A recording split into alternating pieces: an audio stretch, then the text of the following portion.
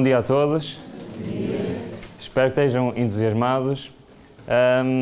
Esta apresentação é um bocadinho longa, vou tentar respeitar o horário. Não prometo, mas vou tentar respeitar. No entanto, antes de começar, eu convidava a todos que pudéssemos nos levantar e vamos pedir a Deus realmente que nos oriente durante esta apresentação. Ó bom Pai que estás nos céus, muito obrigado, Senhor, pela oportunidade que nos dás. Estamos aqui presentes, bom Pai, para ouvir a mensagem que tens para nós, Senhor. E eu peço, Senhor, que o Teu Santo Espírito possa estar aqui presente, possa estar aqui no meio de nós e, sobretudo, possa habitar em nós. Abre os nossos corações para ouvir a Tua palavra, Senhor.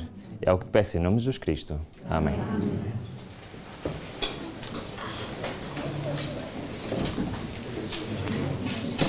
Muito bem.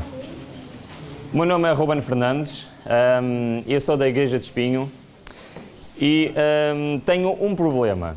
A ler, às vezes, não leio o que lá está. E hoje vamos ler muito. Por isso, sempre que eu ler alguma coisa que não lá está, o que é que os meus amigos vão fazer? Vão, exatamente. Vão-me ajudar e vão-me corrigir, ok? Não tenham problemas em falar, em comentar, estejam à vontade. O título é Crise Ômega, a Igreja Emergente e as Profecias. É um título assim um bocado estranho. Eu não sei se algum de vós já ouviu falar o que é isto da Igreja Emergente, o que é isto da Crise Ômega. É de facto um tema que tem duas faces. Por um lado, é um tema muito importante. Por outro lado, é um tema assim um bocado difícil de associar ou de entender. Todo este tema e tudo o que nós vamos falar nestas duas partes está baseado num único texto bíblico, que é este texto bíblico, que se encontra em Mateus 24:24 ou em Marcos 13:22, no famoso sermão profético, exatamente. E nesse versículo diz assim: farão tão grandes sinais e prodígios que, se possível fora, enganariam até os escolhidos. Ok. Digam-me uma coisa, há aqui alguém presente que goste de ser enganado? Ninguém tem esse hobby preferido que goste de ser enganado? Não gostamos de ser enganados, certo? Só que o que este texto nos diz é que, especialmente no tempo de fim, muita gente vai ser enganada.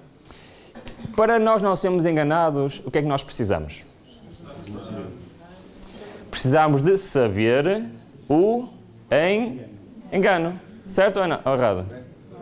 Portanto, todas estas duas partes é sobre isso. Vamos apenas ver quais são estes sinais e prodígios que nos fala Jesus neste sermão e o que é que isso nos interfere a nós, adventistas do sétimo dia, está bem? Mas nós vamos, nesta primeira parte, ver mais história, ok?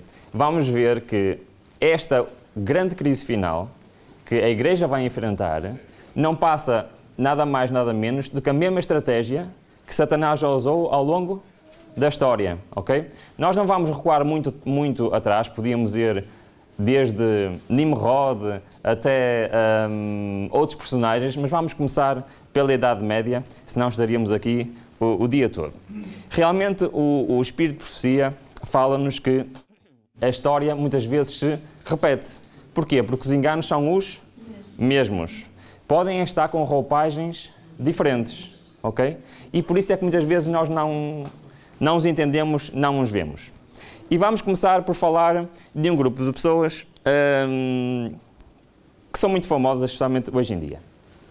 Num livro espetacular, que é o Grande Conflito, diz assim: para combater as forças do protestantismo, okay, sabem que os jesuítas foram criados para quê? Para a contra-reforma. Okay? O jesuitismo inspirou os seus seguidores para um fanatismo que os habilitava a suportar semelhantes perigos e opor ao poder da verdade todas as armas do engano. Não havia para eles crime grande demais para cometer, nenhum engano demasiado vil para praticar, disfarce algum por demais difícil para assumir. Votados à pobreza e humildade perpétuas, era seu estudado objetivo conseguir riquezas e poder para se dedicarem à subversão do protestantismo e restabelecimento da supremacia papal. Agora repara bem como continua este texto. Quando apareciam como membros da sua ordem, o que é que eles faziam? Ostentavam santidade, visitavam prisões, hospitais, cuidavam dos doentes, dos pobres, professando haver renunciado ao mundo e levando o nome sagrado de Jesus, que andou fazendo o bem. Mas sob esse irrepreensível exterior, antes de eu continuar, faz-vos lembrar alguém? Madre Teresa de Calcutá. Ostentar santidade, visitar prisões, falar nos pobres, estar com eles, faz-me lembrar de alguém? Conhecem alguém que é jesuíta neste momento? Que é muito famoso? Agora reparem o que é que Deus diz acerca dessas pessoas. Mas sobre esse irrepreensível que é exterior, ocultam-se frequentemente os mais criminosos e mortais propósitos.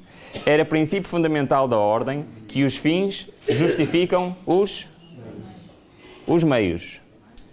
Por esse código, a mentira, o roubo, o perjúrio, o assassínio não somente eram perdoáveis, mas recomendáveis. Quando serviam os interesses da Igreja, sob os vários disfarces, os jesuítas abriam caminho aos cargos do governo, subindo até aos conselheiros dos reis e moldando a política das nações. Tornavam-se servos para agirem como espias de seus senhores. Estabeleciam o quê? Colégios para os filhos dos príncipes e dos nobres, escolas para o povo comum, e os filhos de pais protestantes eram impelidos à observância dos ritos papais. Toda a pompa e ostentação exterior do culto romano eram levados a efeito a fim de confundir a mente e deslumbrar e cativar a imaginação, e assim a liberdade pela qual os pais tinham labutado e derramado o seu sangue era traída pelos filhos. Os jesuítas rapidamente se espalharam pela Europa e onde quer que iam, eram seguidos de quê? De uma reavivação da filosofia romana, correto? Ora bem, o que é que isto tem a ver com o tema que nós estamos hoje a ver? Tem tudo a ver. Porquê? Porque a filosofia por trás do movimento jesuíta tem tudo a ver com os últimos enganos de Satanás. E é isso que nós vamos ver. Não sei se conhecem este senhor, Ignácio Loyola, não sei se já ouviram falar alguma vez, e ele é um dos fundadores, então, dos jesuítas. Foi ele que escreveu a Constituição dos Jesuítas, que foi adotada em 1554, enfatizando a absoluta autoabnegação e obediência ao Papa e aos seus superiores hierárquicos. Muito bem, mas há muita gente que desconhece que este senhor escreveu um livro que foi muito importante para a Igreja de Roma daí para a frente e que mudou muita coisa nos métodos evangelísticos.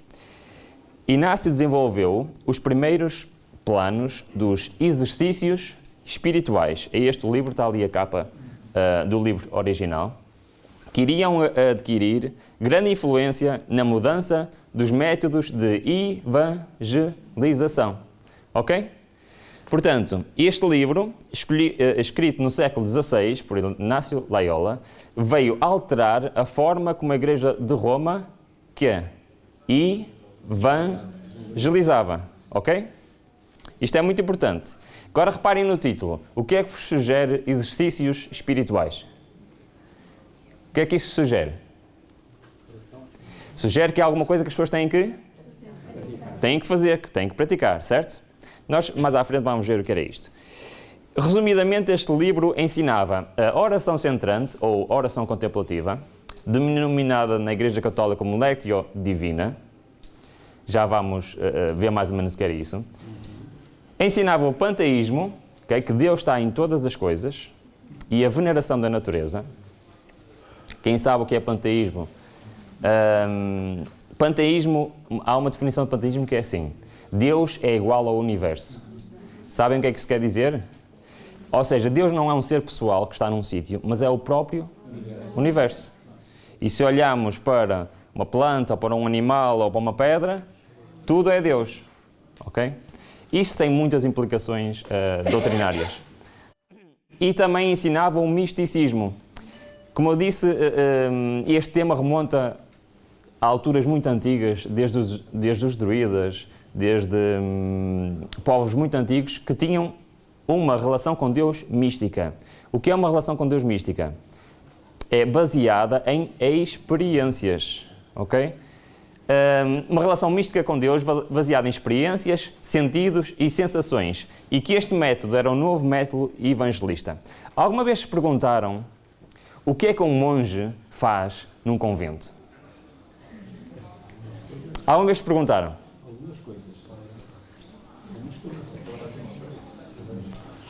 Alguma ideia? Fazem aquilo que está ali escrito, Lectio Divina. Alguém sabe o que é Lectio Divina? Estar em silêncio. Pode ser. Pode ser. Lectio Divina tem duas vertentes. Uma é a oração, que pode ser uma oração concentrada num objeto. Pegamos num objeto e fazemos oração concentrados num objeto, não através de palavras. Ou então, através de repetições. Pode-se pegar num texto, mesmo que seja da Bíblia, e estar a repetir aquela frase, ok? N vezes. Isto é uma oração centrante. Porquê? Porque isto leva a uma alteração no estado de consciência. Está bem? E de facto, é isso uma das coisas que praticam-se no mosteiro. Diga, força. Tenho a perguntar, na prática, isso faz o quê? Que nós nos abramos à influência dos espíritos? Já vamos ver, é exatamente isso, E leva ainda a mais coisas. Portanto, nós vemos que isto é uma filosofia transversal a muitas culturas, ok? Aliás, nós dizíamos, por exemplo, qual é a origem do yoga? É de que cultura? Oriental, certo? Mas sabiam que não é? Sabem quem é que levou essa cultura para o Oriente? Pois é que tudo tem a mesma origem. Não é disso que vamos falar, mas tudo tem a mesma origem. Agora, o problema é que isto está agora a ser revestido de uma maneira diferente e está a ser apresentado ao mundo protestante, está bem? E nós vamos ver como é que estas ideias místicas estão subtilmente a entrar em várias vertentes por todo o cristianismo, mesmo dentro da nossa igreja. Okay? Isto é que é a parte importante. Mas para nós percebermos isto, temos que ver a história, temos que ver como é que se processou, para depois no fim, só no fim da segunda parte, nós vamos ver como é que isto está a entrar então na igreja. Aqui neste livro tem uma frase que eu gosto muito, que é esta assim: os exercícios espirituais de Ignácio Loyola, porque ele não só escreveu aquele livro, mas ele ensinava. Ok? Ensinava que se devia ter mestres espirituais que ensinam estes exercícios às pessoas, está bem? O fundador da Ordem dos Jesuítas é a fundação sobre a qual a formação espiritual está assente. A teologia ensinada em todos os seminários de formação espiritual é de Inácio de Loyola. Agora queria explicar uma coisa muito importante. A frase formação espiritual não é uma coisa má. Nós precisamos de formação espiritual, mas precisamos da verdadeira formação espiritual. O problema é que hoje em dia, nos seminários onde se ensina formação espiritual, se eu estivesse aqui hoje a dar um seminário sobre formação espiritual, provavelmente eu iria estar a ensinar os exercícios inventados por Inácio Loyola. Estão a perceber? E eu conheço muitos seminários onde isso se faz. Bom, o que é que o Espírito de Profecia diz acerca desses exercícios? Diz assim: Deus vos livre a vós e a qualquer outro mortal de aprender ou ensinar tal ciência. Okay? Já vamos ver porque é que ela diz ciência. Separai de vós tudo quanto tenha sabor de hipnotismo, a ciência pela qual os instrumentos satânicos operam. O que é que está aqui a dizer? Está-nos a dizer que tudo o que tenha sabor de hipnotismo, nem precisa ser hipnotismo, mas tudo o que nos leva a um estado alterado de consciência, o que é que ela diz? Que é os instrumentos que quem atua? Satanás, ok? Sempre que alguém está a praticar um destes tipos de exercícios, está-se a pôr sob a influência de quem? De Satanás, ok? Que não haja dúvidas em relação a isto. E diz mais, ele vem mais diretamente ao povo desta geração e opera com aquele poder que lhe deve caracterizar os esforços. Agora uma coisa muito interessante, perto do encerramento do tempo da graça, quando é que é isto?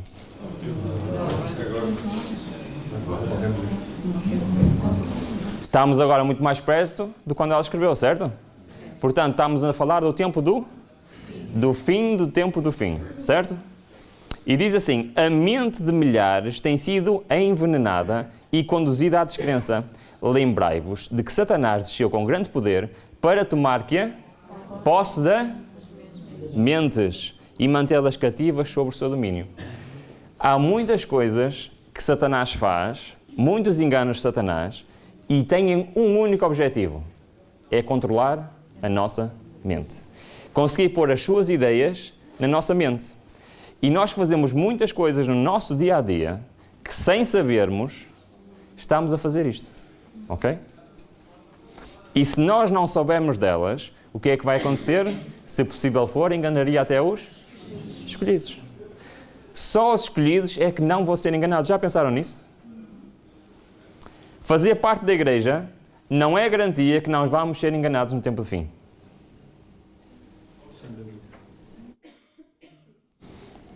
Mas afinal, o que é então a Igreja Emergente? A Igreja Emergente é um movimento dentro das igrejas protestantes, ok?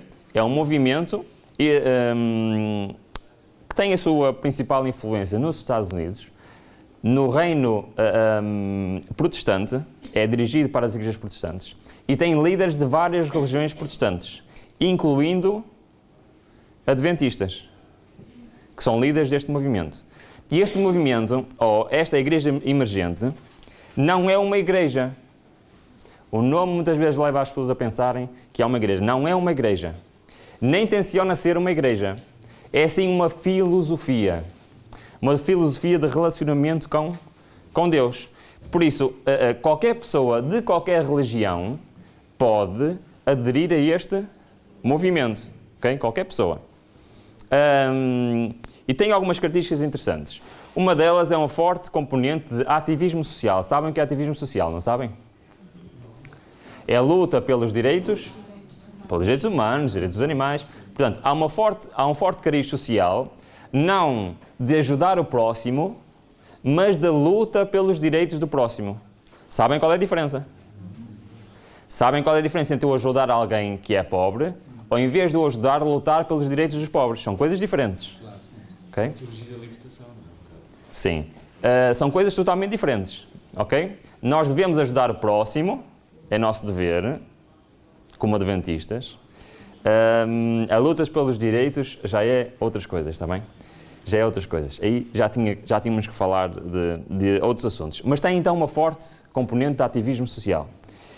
Depois temos características principais. Adoração intencionalmente experimental, baseada nos sentidos e nas emoções. Portanto, o culto, a adoração a Deus, é predominantemente o quê? Algo que se sente, não algo que se percebe. Ok? Sabem qual é a diferença? E eu para sentir alguma coisa, não preciso de perceber. Não precisa de haver um pensamento, um raciocínio, não preciso de aprender nada. Ok? Essa é a diferença entre estes dois tipos de adoração. E é desenhada para alcançar todas as religiões, principalmente as protestantes, e mesmo pessoas sem religiões. Forte vertente de união interreligiosa, que nós chamamos de ecumenismo. Sem necessidade de uniformidade, mesmo entre não cristãos. Isto é um ponto muito importante deste movimento, que é, tu não precisas de abdicar das tuas crenças, nem dos teus princípios. Ok? Porquê? Porque o que interessa não é o que é diferente, o que interessa é o que é igual. Ok? E tu podes ter as tuas crenças, e eu posso ter as minhas crenças, e isto resulta desde que nós consigamos adorar juntos. Esta é a ideia principal, é podermos adorar juntos.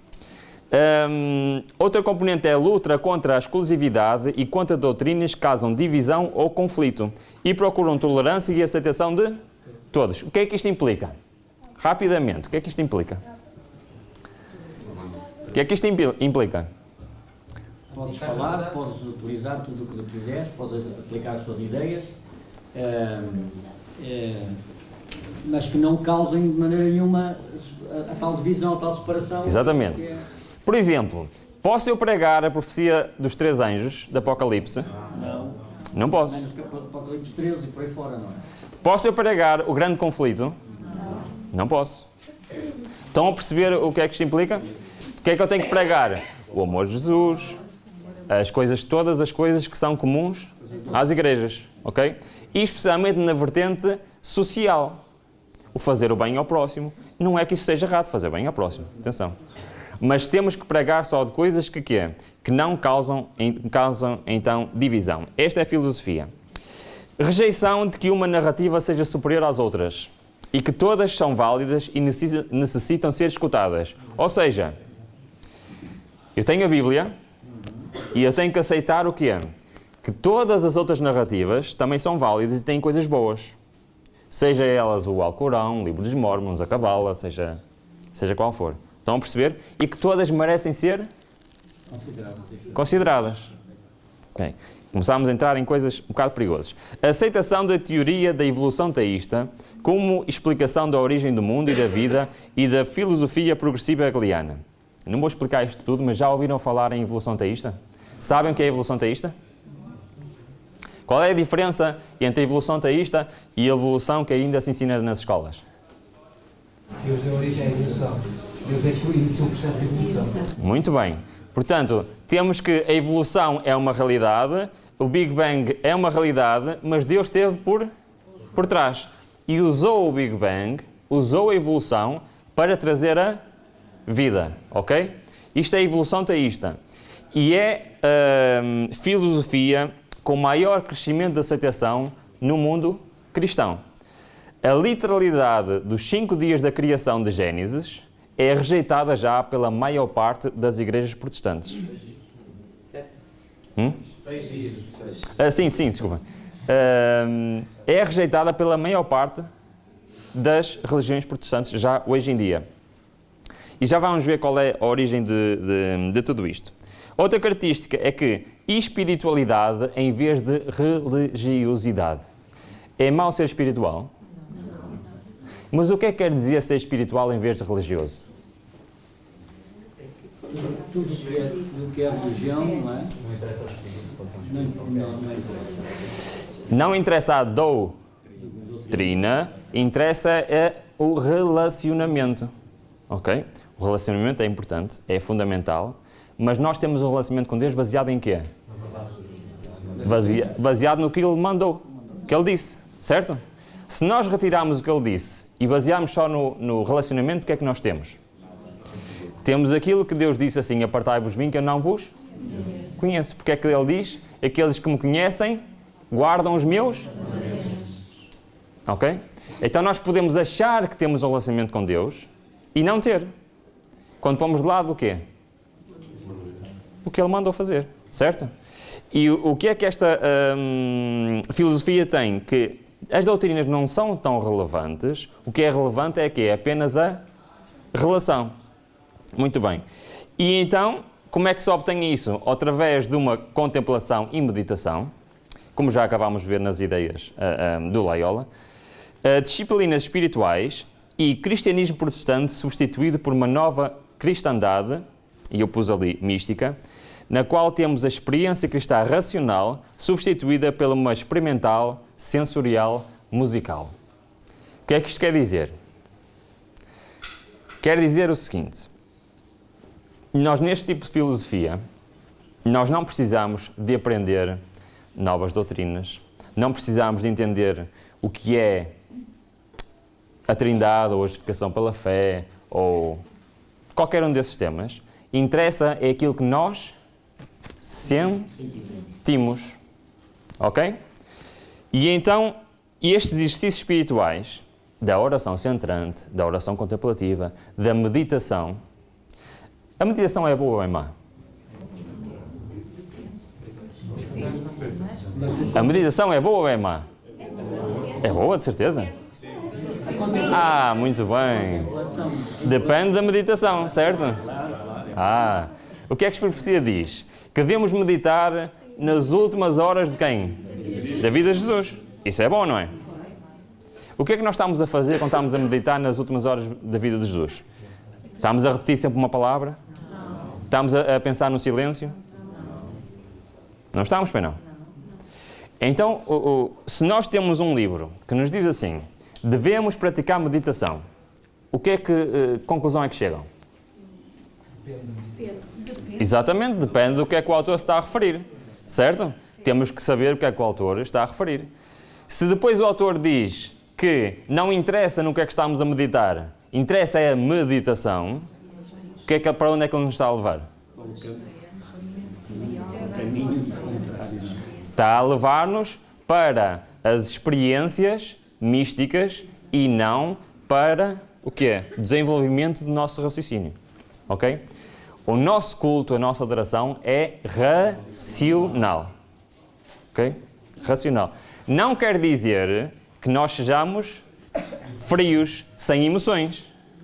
Mas em emoções baseadas não em experiências, mas em quê? Na verdade, na doutrina, certo? Muito bem. É a doutrina que nos comove e não uma experiência mística. São coisas totalmente diferentes. Resumidamente, e nós vamos usar este resumo 2 ou 3 vezes. Portanto, forte componente de ativismo social, desenhado para alcançar todas as religiões, okay? E para a união interreligiosa, luta contra doutrinas que causam divisão, rejeição de que uma narrativa é superior à outra. Não me venhas cá a dizer, porque aqui está escrito, porque no meu está escrito outra coisa. Okay? Basicamente é isso. A aceitação da teoria de evolução teísta, espiritualidade em vez de religiosidade, portanto o culto emocional e emotivo, ênfase musical, é uma coisa que também ainda vamos falar um bocadinho. Portanto, a música em si não tem problema nenhum, a música é de origem divina, ok? Pode ser mal utilizada, ok? Uma vez fui a uma igreja adventista, e eu gosto muito de viajar. Uma vez fui a uma igreja adventista, não vou dizer aonde, foi aqui na Europa. No final da escola sabatina, começou o culto, certo? Foram 2 jovens à frente, começaram a cantar, depois sentaram-se, depois foi outro jovem, começaram a cantar. Ao fim de umas 10 músicas, vá. E eu perguntei à Sónia, olha, a que horas é que começa o culto aqui? Sei. E continuaram a cantar, e estava quase a chegar a hora de vir embora. E eu estava a achar que eles têm. Então levanta-se uma rapariga, vai ao púlpito, conta uma experiência, durou 10 minutos talvez a experiência, e sentou-se outra vez, e continuaram a cantar, e é assim o culto deles. O que é que isto quer dizer? Estão a dar ênfase a quê? À música. A música é espetacular, é boa. O Espírito de Profecia diz que a música é o complemento perfeito de uma mensagem, de uma pregação. O problema é que nós muitas vezes estamos a fazer da música a mensagem, ok? E estamos a virar ao contrário. E já estamos a entrar em campos... exatamente. Muito bem. Agora, qual é a origem destas ideias? Estas ideias são para quem? São para os protestantes. E está a ser espalhado por todo o mundo protestante. Qual é a origem destas ideias? Alguém quer arriscar? Provavelmente, exatamente. E não está enganado.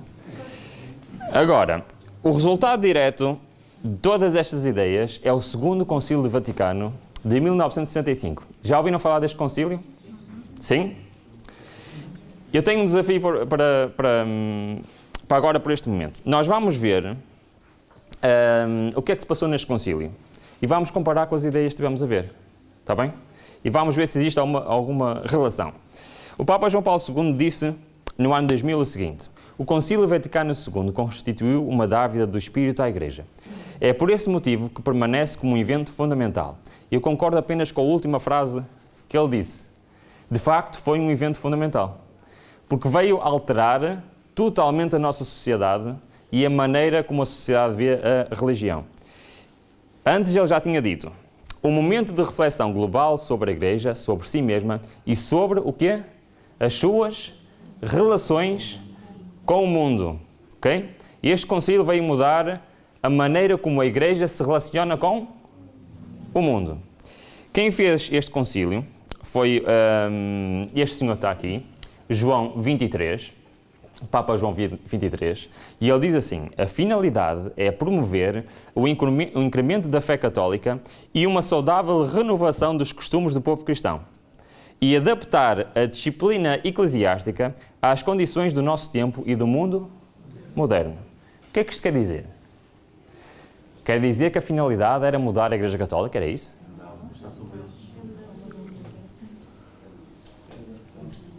Bem, se ele está a dizer que vamos adaptar a nossa disciplina eclesiástica, está a dizer que tem que mudar alguma coisa ou não?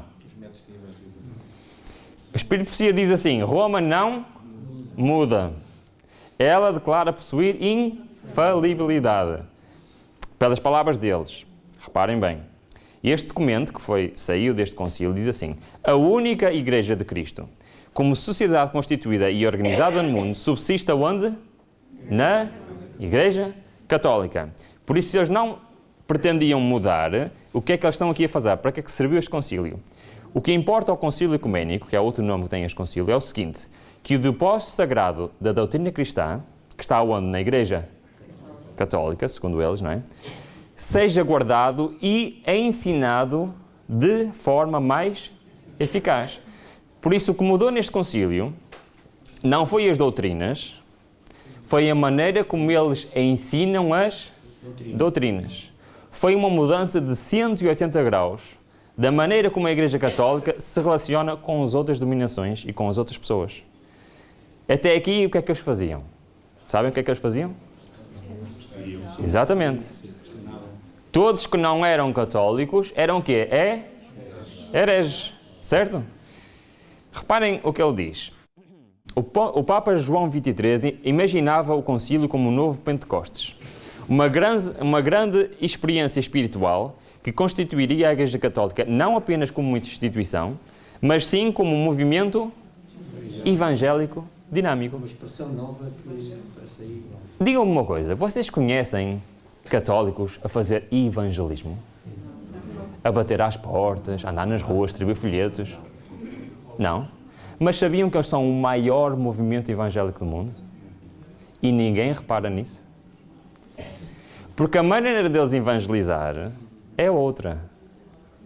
É subtil, é camuflada, é da maneira como os jesuítas trabalham.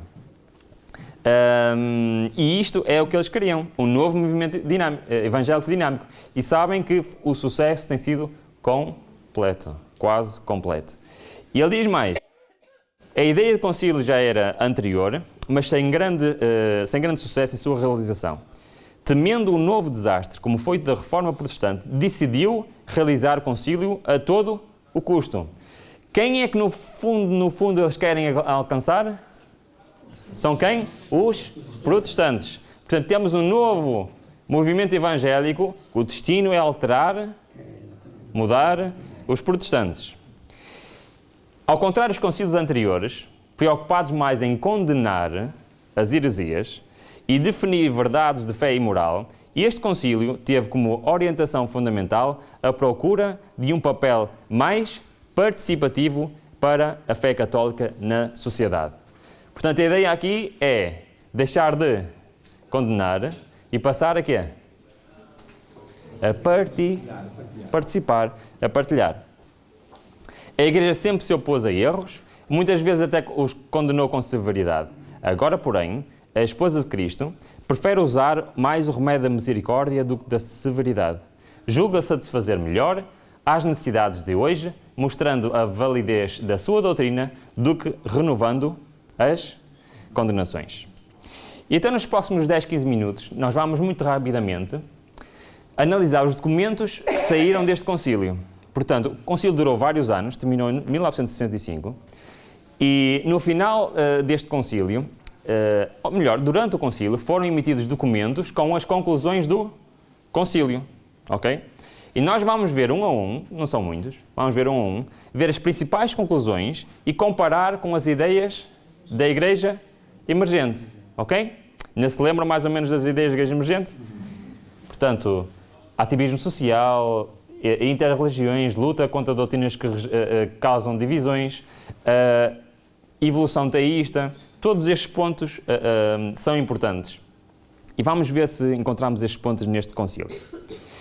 Primeiro, temos este documento aqui, que se chama Gaudium et Spes, e este documento centra sobretudo a atenção nos aspectos pastorais e não dogmáticos da Igreja e nos diversos problemas do mundo atual, a explosão demográfica, as injustiças sociais e entre classes e entre povos e o perigo da guerra nuclear, e entre outros problemas sociais e económicos. Percebem o que é que ele está aqui a falar? Do ativismo social, certo? A partir deste ano, a Igreja Romana passou a ter o quê? Uma preocupação social fala em quê? Em injustiças sociais. Então, como é que se combate as injustiças sociais? Através da luta pelos direitos, certo? Todas as lutas pelos direitos são resultado direto do Segundo Concílio do Vaticano. Seja o movimento feminista, seja o movimento LGBT, seja todos esses movimentos surgem como resultado direto do Segundo Concílio do Vaticano. E têm como objetivo, alguns deles são até, como é que eu ia dizer? Exatamente. Muitas vezes os argumentos usados são argumentos perfeitamente válidos, mas a mentalidade por trás e o objetivo que está por trás é diferente, está bem? Portanto, nós vemos que a Igreja se abriu então a esta luta. Esta Constituição também mostrou uma maior abertura da Igreja aos progressos científicos. O que é que isto quer dizer? Sabem o que é que isto quer dizer? Eu vou pelas próprias palavras deles. O Papa Francisco afirmou, portanto, naquele dia que está ali, no seu discurso perante a Academia de Ciências, que a teoria da evolução e do Big Bang são mentira. Eu sou dislexo, mas não é assim tanto. São reais e criticou a interpretação das pessoas que leem o quê? O Gênesis, livro da Bíblia, achando que Deus tenha agido como um mago com uma varinha mágica capaz de criar todas as coisas. Ok? Palavras dele. O que é que ele está aqui a dizer? Está a apoiar qual teoria? Evolução. Mas qual evolução? Reparem bem. Segundo ele, a criação do mundo não é obra do caos, mas deriva do princípio supremo que cria o amor. O Big Bang não contradiz a intervenção criadora, mas exige. O que é que ele está a dizer? O Big Bang é verdade, a evolução é verdade, mas Deus também é verdade. Isto chama-se uma síntese da teoria da evolução e do criacionismo. E esta síntese é espetacular, porque permite às pessoas que têm a religião acreditar nela, permite às pessoas que não têm a religião acreditar nela. Certo ou errado? Mas eu queria fazer-vos uma pergunta. Vocês queriam um Deus assim? Vocês queriam um Deus que usasse a morte para trazer a vida? Sabem qual é o princípio da teoria da evolução? Da sobrevivência do mais forte. O que é que implica? Implica que os fracos têm que quê? Morrer. É isto um Deus de amor? Que usa a morte para dar origem à vida? Gostavam vocês de adorar um Deus assim? Não é o Deus que eu acredito e que eu adoro. A teoria do Big Bang e a teoria da evolução são coisas separadas. Sim, sim. E o Big Bang não tem uma implicação direta na teoria da evolução. Mas já vamos ver a origem dela. Não tem uma implicação direta, mas ambas são aceitos pela Igreja Católica. Como os evolucionistas veem o Big Bang, Exatamente. o Big Bang em si quer dizer que houve o início. Exatamente. Concordamos que houve o início. Exatamente, é isso mesmo. Mas é interessante que, por exemplo, sabem qual é a formação de Charles Darwin? Qual é a formação dele? Que curso é que ele tirou? Teologia, sabiam? Ele não é formado, embora tenha estudado, ele não é formado em ciência. Não é estranho um homem formado em teologia ser o precursor da teoria da evolução das espécies? Sabem quem é que lhe deu formação?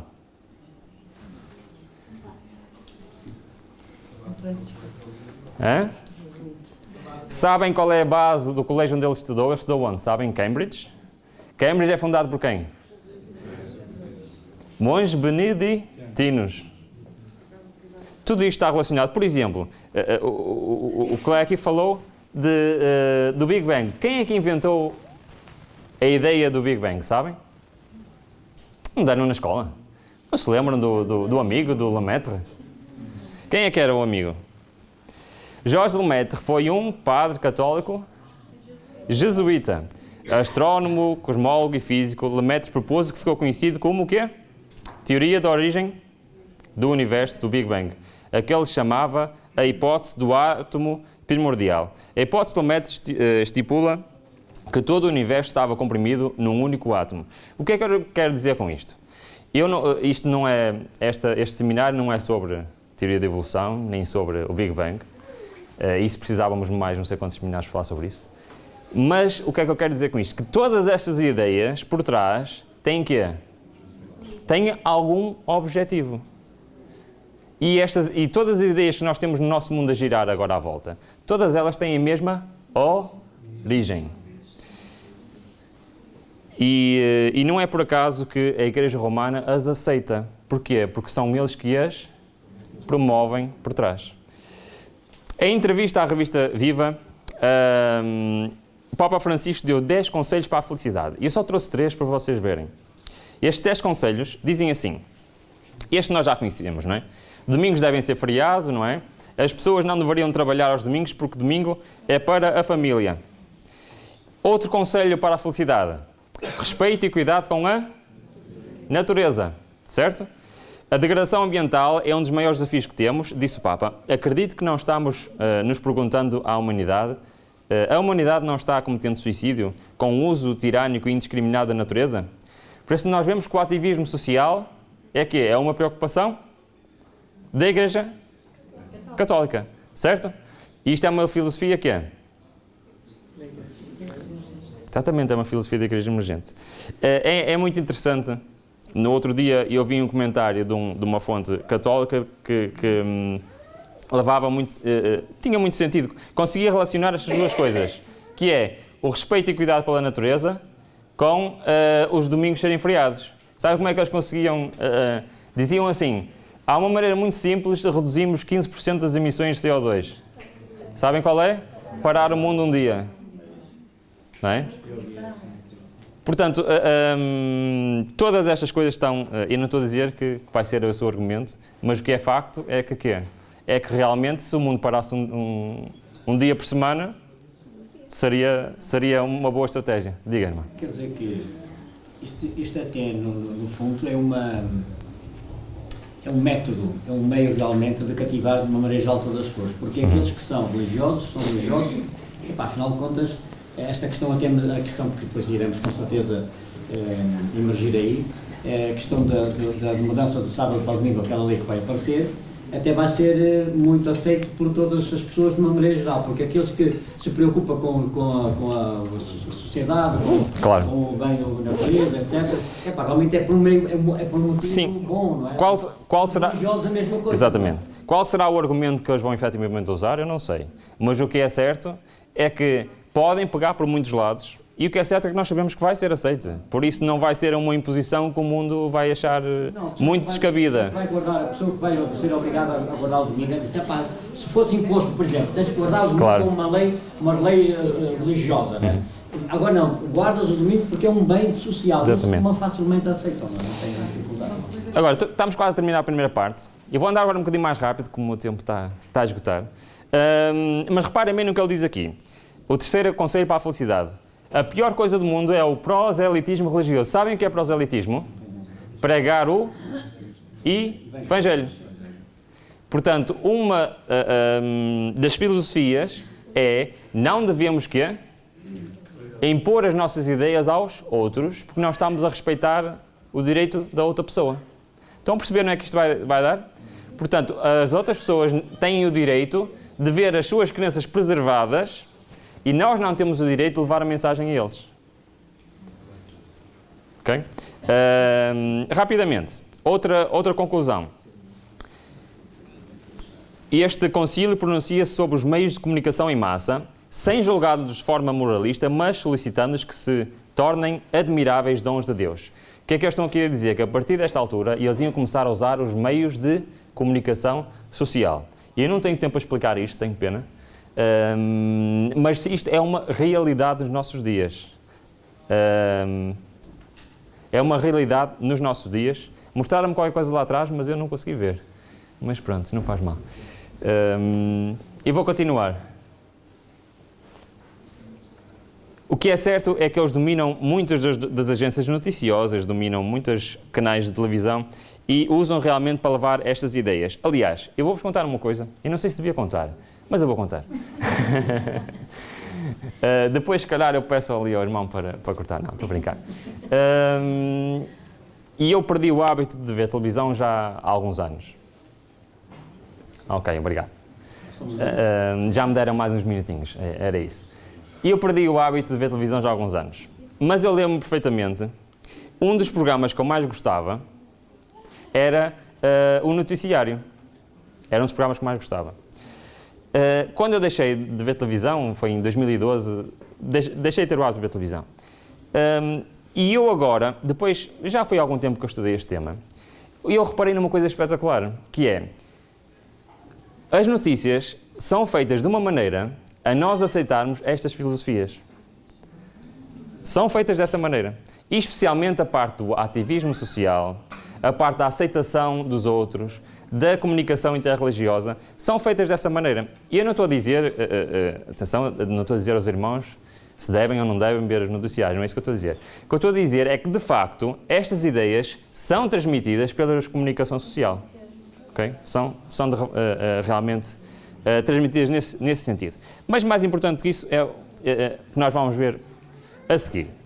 A Igreja, isto é uma outra conclusão desse concílio, Lumen Gentium, que diz assim: a Igreja é um sacramento de Cristo e um instrumento de união dos homens com Deus e da unidade de todo o género humano.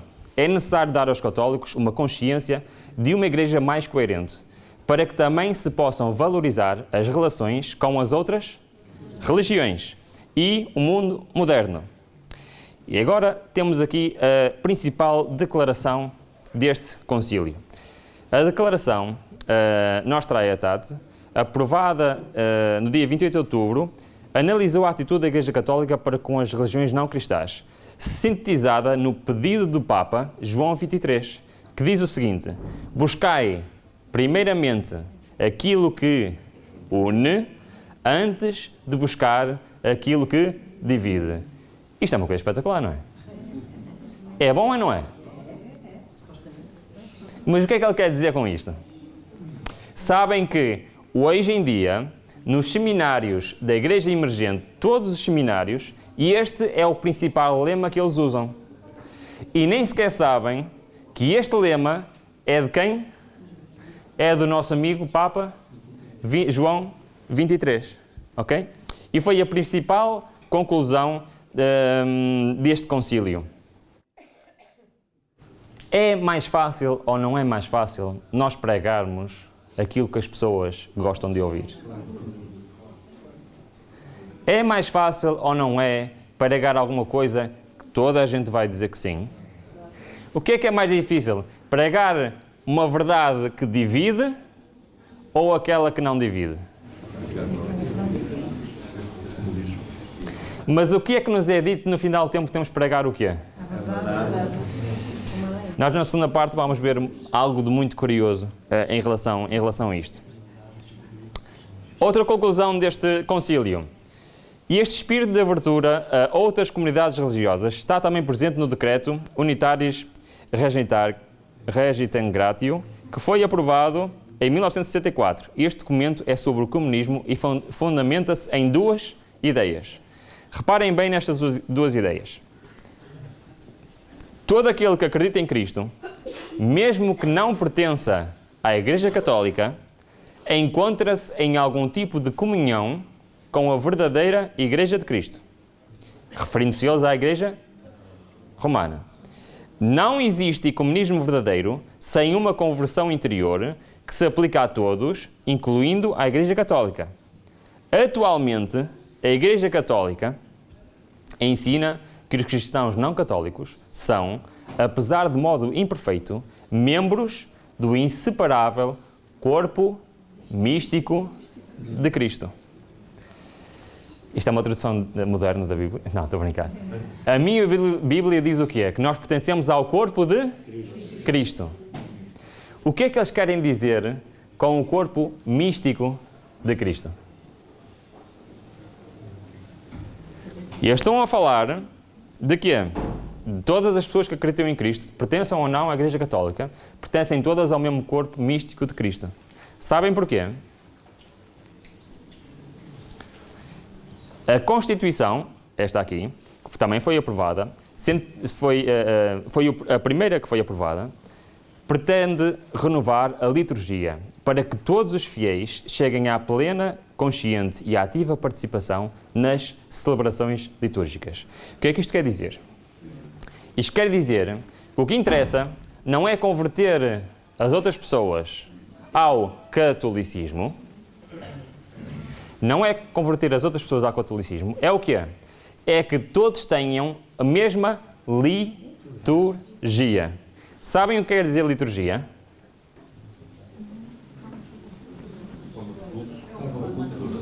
Acabaram de me dar mais 10 minutos, por isso já estou mais à vontade. Sabem o que quer dizer a liturgia? É a maneira como nós adoramos a Deus. Okay? Como é que é a liturgia adventista? Exatamente, temos a escola sabatina, temos os hinos, temos a adoração, temos o sermão. Esta é a nossa liturgia, certo? Agora, podemos nós, com a nossa liturgia, comungar com outras pessoas de outras religiões? Ou seja, podemos juntar uma igreja católica e uma igreja adventista e ter a mesma liturgia? Não podemos. Não dá. Certo? Então, qual é o objetivo principal deste concílio? É criar uma liturgia que permita que toda a gente participe juntos, independentemente da sua religião. Certo? E que liturgia é esta? Para pertencermos ao corpo místico de Cristo, temos de ter uma liturgia mística. Ok? E nós vemos agora, muito frequentemente, imagens como esta. Sabem o que é isto? Isto são imagens do Papa a celebrar com líderes de igrejas protestantes. As principais do mundo estão ali. Por exemplo, temos ali um senador que é também o líder da Igreja dos Mormons, dos Santos dos Últimos Dias, perfeitamente em comunhão com o Papa. Vemos ali líderes das igrejas evangélicas, líderes das igrejas, como é que se diz, aquelas que falam em línguas, pentecostais, exatamente, todos juntos a celebrar. Porquê? Porque eles encontraram uma forma de poderem ter a mesma liturgia. E nós já vimos, mas vamos mais à frente ver melhor o que é que isto quer dizer. Portanto, resumidamente, encontraram semelhanças nos documentos do Segundo Concílio Vaticano com as ideias emergentes? Quais são as semelhanças que encontraram? Ativismo social, encontraram? Desenhada para alcançar todas as religiões, sim? Apelo à união interreligiosa, também. Luta contra doutrinas que causam divisão, também. Rejeição de que uma narrativa seja superior às outras, Evolução teísta. Aliás, vemos abertamente ser defendida. E espiritualidade em vez de religiosidade. Quando nós temos um culto baseado em emoções, baseado numa ênfase na música, na meditação, numa oração diferente daquela que nós estamos habituados, permitimos o quê? Permitimos que pessoas de várias religiões, de várias crenças, possam o quê? Exatamente. Possam participar da mesma liturgia. Por isso é que é tão importante ter espiritualidade em vez de religiosidade. Porque se nós formos falar da religiosidade, ou seja, das doutrinas, conseguimos? É impossível. Posso eu estar numa igreja, não importa, uma outra igreja qualquer, e estar a pregar uma doutrina que é contrária àquilo que estão a ouvir, o que é que vai acontecer? Não resulta. Podemos celebrar assim. Diz.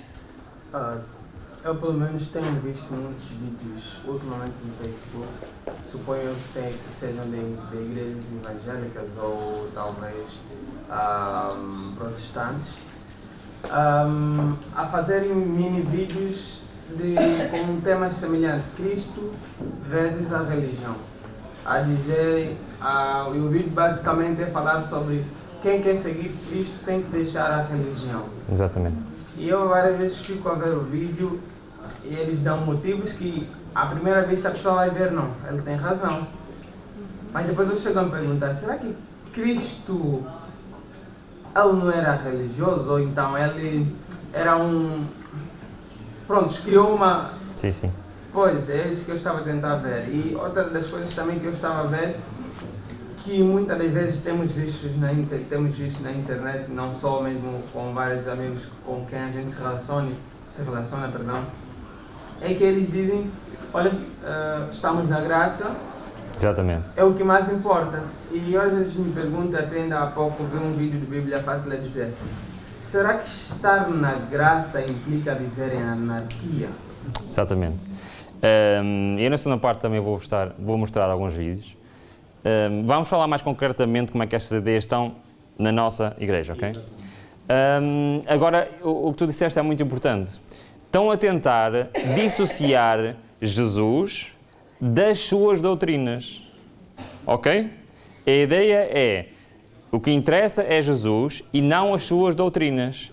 Reparem, precisava Cristo ter vindo à Terra? Precisava Cristo ter vindo à Terra para nós o adorarmos? Não. E Ele veio, além de morrer por nós, que é o evento mais importante da história, mas veio também mostrar o que é um exemplo, certo? De como é um verdadeiro cristão, certo? Precisava Ele ter vindo cá?